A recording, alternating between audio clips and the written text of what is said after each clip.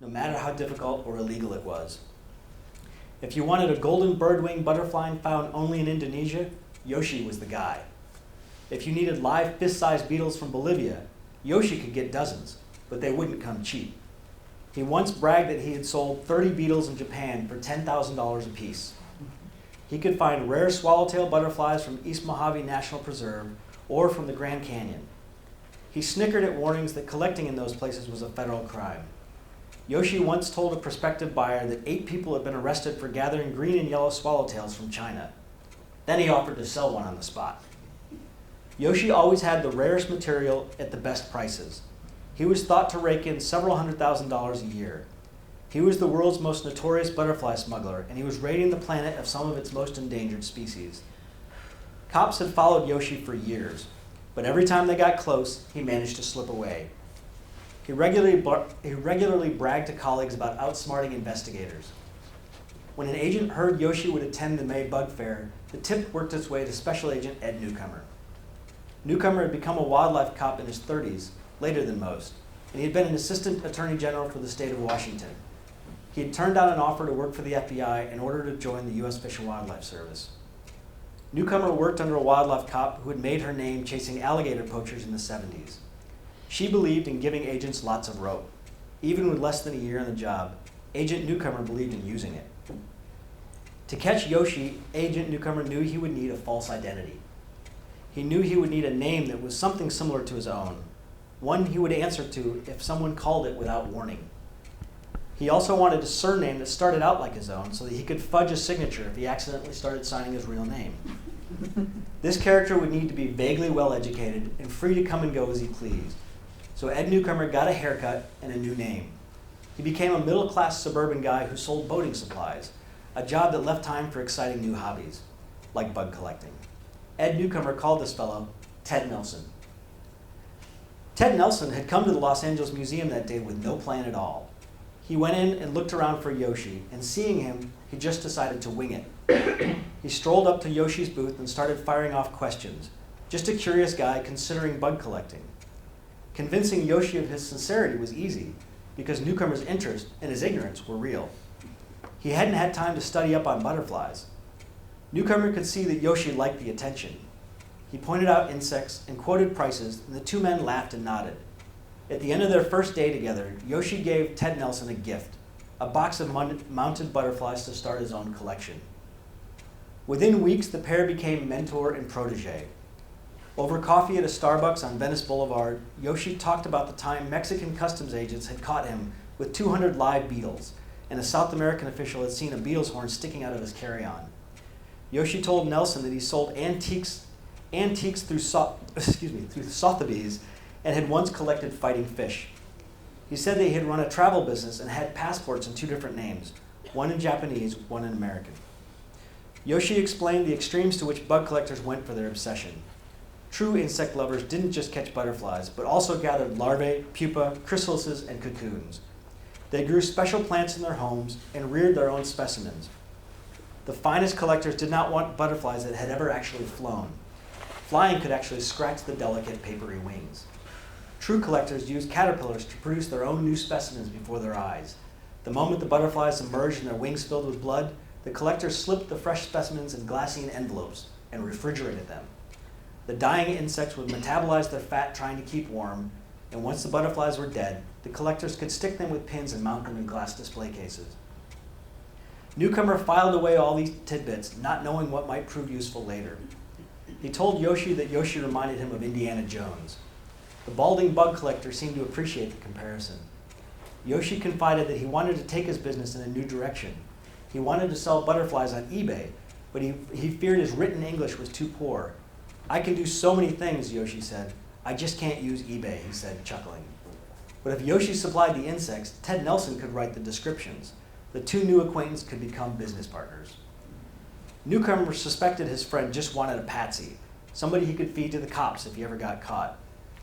But as Ted Nelson, of course, he agreed to help. From the beginning, Yoshi made clear his business wasn't always legal. He warned Ted Nelson to avoid customers who demanded proper documentation. If federal agents contacted him, Nelson was supposed to say his boss kept all the paperwork in Japan. The men agreed to work together, but almost immediately things went south. Newcomer went on bug trading websites and found that buyers were posting thoughts about one another. He thought it would be a good way to ingratiate himself with Yoshi. So Ted Nelson would post a message vouching for the Butterfly Man and start taking requests for online orders. Newcomer thought Yoshi would appreciate the initiative. He could not have been more wrong. Yoshi excoriated his partner. Ted Nelson didn't know what he was doing. Ted Nelson had moved too quickly. Ted Nelson did not properly screen his customers. Ted Nelson was rash. If the feds raided Ted Nelson's home, they were going to find Yoshi's name on his computer. Ted Nelson was going to get them both caught. Newcomer had overplayed his hand. After a while, Yoshi returned to Japan. The men stayed in touch, but their relationship grew distant. Yoshi was gone, and the agent had not witnessed a single illegal transaction. Newcomer decided that he needed to have Ted Nelson sell his own butterflies on eBay, and he would advertise them with digital pictures that Yoshi had given him. At the opening of each auction, Agent Newcomer would assign other federal agents to post the highest bid. Newcomer held dozens of these online auctions, hoping to elicit any kind of response from Yoshi. What he didn't expect was the response he got. Yoshi again was livid. Ted Nelson was now his competition, and Yoshi started a campaign against him. Whenever Ted Nelson posted a butterfly for sale, Yoshi posted the same species on another website. Sometimes Yoshi would add a jab. "Shame on you, Ted Nelson. You're using my photos without permission." Yoshi advertised his goods as cheaper than eBay auction and Ted Nelson. The agent's aggressive tactics clearly weren't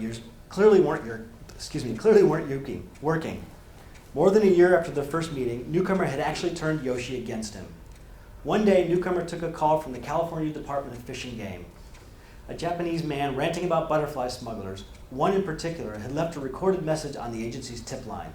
It was Yoshi, calling anonymously. He was turning Ted Nelson in. Newcomer knew his case was in trouble, but he insisted on trying to salvage something. He asked another agent to pose as a collector and try purchasing butterflies from Yoshi online. In a moment of weakness, the careful dealer seemed to let his guard down, and he did sell a stranger 3 Bhutan Glory butterflies without permits. A package of butterflies arrived from Yoshi. They were smuggled, they were misdeclared, and they lacked proper paperwork. The agent had finally caught Yoshi committing crimes. But they were a joke, and Agent Newcomer knew it. Rather than a conspiracy to smuggle tens of thousands of imperiled animals, the agent, after a year's work, had caught the butterfly kingpin trafficking in $137 worth of insects. It was like nailing Pablo Escobar for snorting a line of coke. No U.S. attorney would touch a case so small. Worse, Yoshi had stopped returning Ted Nelson's emails or posting on websites. Agent Newcomer ran several more eBay auctions, but the Butterfly King didn't surface again. Agent Newcomer had managed to torpedo his own case. He figured he would never see Yoshi again, but their relationship was actually just beginning. Anyway, I thank you for indulging me. That's one of my favorite stories because it just shows you the kind of lengths that these folks are sort of forced to go through if they're trying to catch these guys. So anyway, what I also discovered is that this is not something that's sort of happening in just random spots around the country. It's happening here.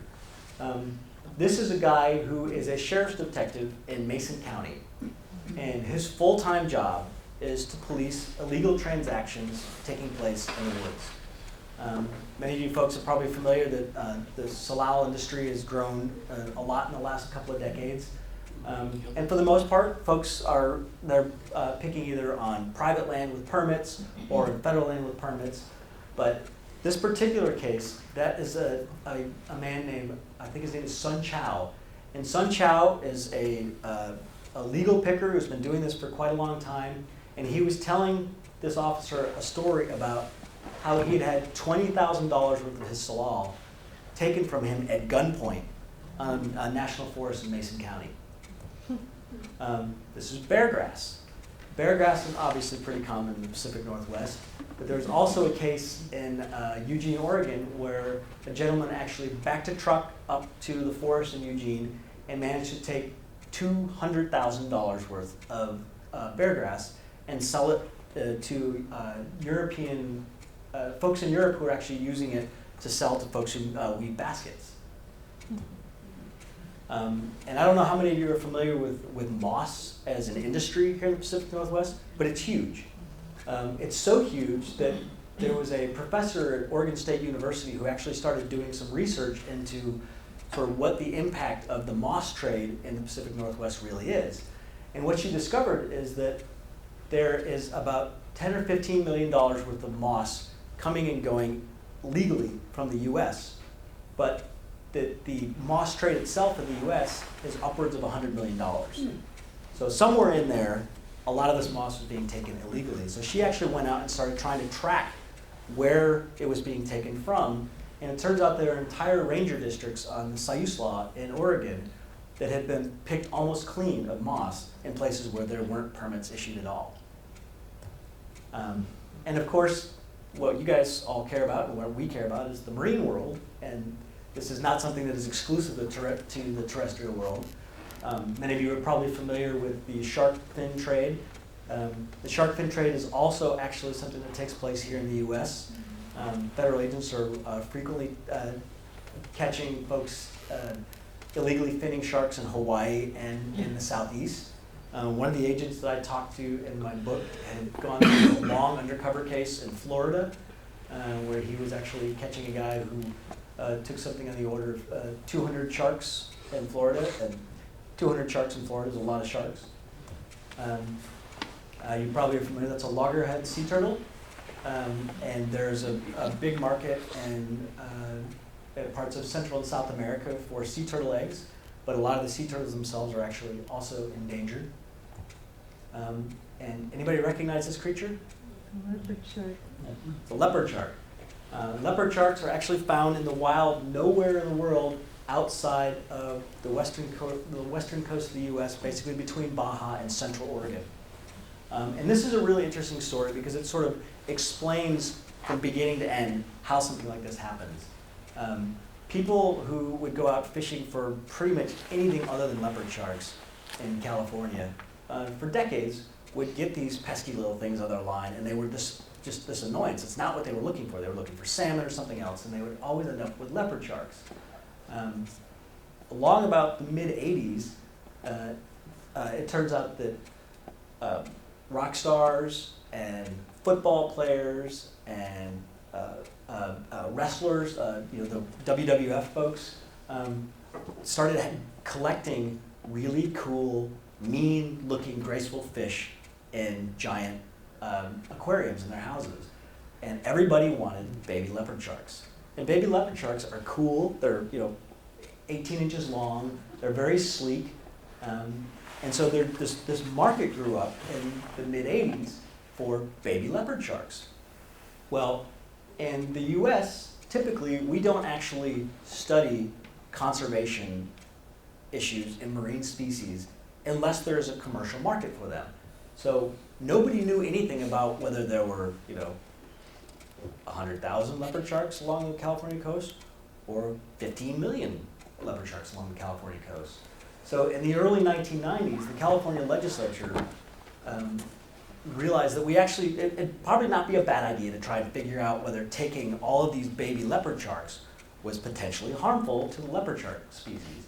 And they started this because one of the places where people were actually catching these fish were off an island off the coast of California, and the aquarium trade would literally send folks out with vacuum hoses, divers out with vacuum hoses, and they would be after a handful of fish, but they would suck up anything that they got nearby in the hopes that one of them would be a valuable fish. And sometime in the early 90s, a guy was doing this, and he died. And something went wrong with his diving. It didn't have anything to do with what he was doing, but he died. And investigating the accident, they realized that there was this entire underground world of folks who had been sucking up fish, including leopard sharks. And so the California legislature said, okay, California, we're not going to fish leopard sharks anymore until we figure out what this means. Well, at the same time, and completely unrelated, there was a Mooney preacher who had moved out from Massachusetts to head a church in San Leandro, California. And the Reverend Moon's church is really into sort of helping to supply the world through fish. And this guy actually had a group of young kids, and they would go out and they would fish, and they would try to sell their fish. And it was sort of a way to teach these kids about the world and about making money and bringing a little money for the church. And one day, somebody in their boat, one of the teenagers, actually stumbled on, in San Francisco Bay, the leopard fish pupping ground. And so, they would catch, 10, 15, 20 of these fish a day, and suddenly this kid comes back with 50, 100 of these things in an hour. And so the person that the Reverend had been selling his fish to said, well, if you can get that many regularly, have I got a deal for you? And so they started sort of creating this network of supplier and provider, and the aquarium dealer would sell these fish throughout California well after it had been illegal. And it turns out over the course of a decade, sometime in the mid-2000s, federal agents figured out that between one smuggling ring in San Diego and this one group of fishermen associated with this church, they had taken just themselves something on the order of 60,000 baby leopard sharks illegally from the California coast. And to this day, it's still not entirely clear whether there was a conservation impact to that, because we just don't know enough about leopard sharks. And that's sort of part of the message of all this in the marine world, is that the marine world we're so far behind where we are with elephants and terrestrial creatures, and in many cases in understanding what is a sustainable level of fishing. I mean, there are creatures that we fish all the time that we know really well, but then there are creatures like this we don't really know anything about. How big do leopard sharks get? I'm sorry? How big do leopard sharks Big, get? like 7 feet. So they're only pets for a short Oh, that's the other thing, is that they were finding that folks would just leave them out in the trash can once they got too big for the aquarium, or they would end up being tossed in backyard swimming pools. They would find these just dead creatures everywhere. So, the question of whether or not wildlife trafficking of species inside the U.S. is a problem ecologically is a complicated one. These are black bear gallbladders, and many of you may be familiar that there are black bears poached here in the Northwest. It happens from time to time. So folks can actually get the gallbladder and use it for, sometimes for the kidney issues or liver issues. It's considered having medicinal properties in some Asian countries, and you can get big money for them.